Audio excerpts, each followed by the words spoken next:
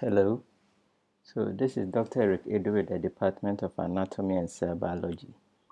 I come your way this time around with the female reproductive structures, the uterus with some fibroids, and then also we can see the ovary, two, that is a pair, and they are the structures that produce the eggs.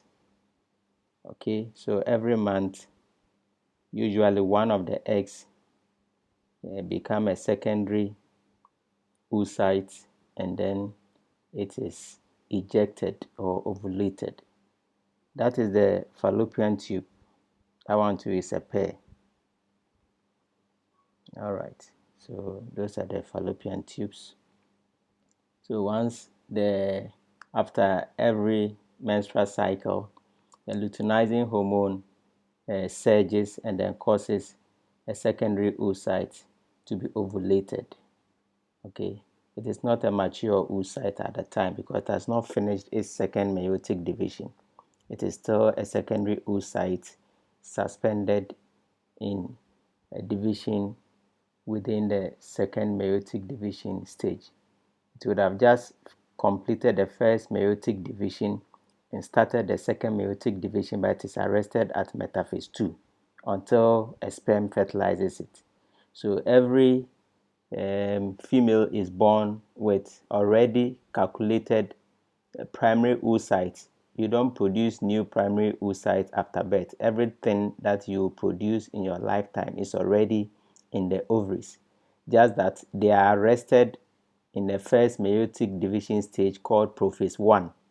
It is when you become a teenager that the prophase 1 completes and then gets suspended again. Okay, until sperm fertilizes it, it will not complete the entire meiotic division. So that is the ovary, and the ovary is held to the uterus by the ovarian ligament. The ovarian ligament is there, but you can't really see it clearly because the fallopian tube is obscuring a portion of it. And then you also have the broad ligament that also helps hold the ovary towards the uterus.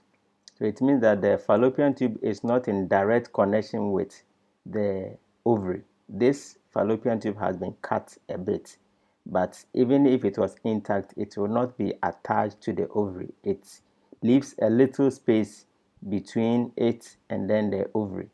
So sometimes during ovulation, the eggs are unable to get into the fallopian tube. The portion we call the fimbriae of the fallopian tube is not showing here. It's like a finger-like projection which sucks the egg like a magnet. There are times that there will be problems and then the egg does not find itself in the fallopian tube. It rather finds itself in the peritoneal cavity, sometimes even to the extent that gets attached to the intestines. And the sperms are stubborn, so once they come through the fallopian tube, they don't mind wherever the egg is, even if it's on the intestine. There's chemo attraction, so it will get attracted and then go and fertilize the said egg even on the intestine. So sometimes you have fertilization going on elsewhere apart from the uterus. So the rectouterine pouch is a portion where you can have this fertilization going on the intestines, and obviously your guess will be as good as mine. There's going to be hemorrhage because the intestines or other structures in the body of the female are not structured to receive a conceptus. So that is how the female reproductive system looks like in this specimen from the Department of Anatomy Museum.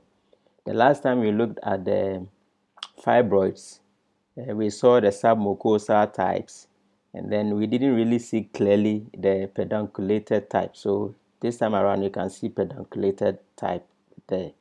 Then these are submucosal ones. Okay, I hope this video helps. Thank you very much.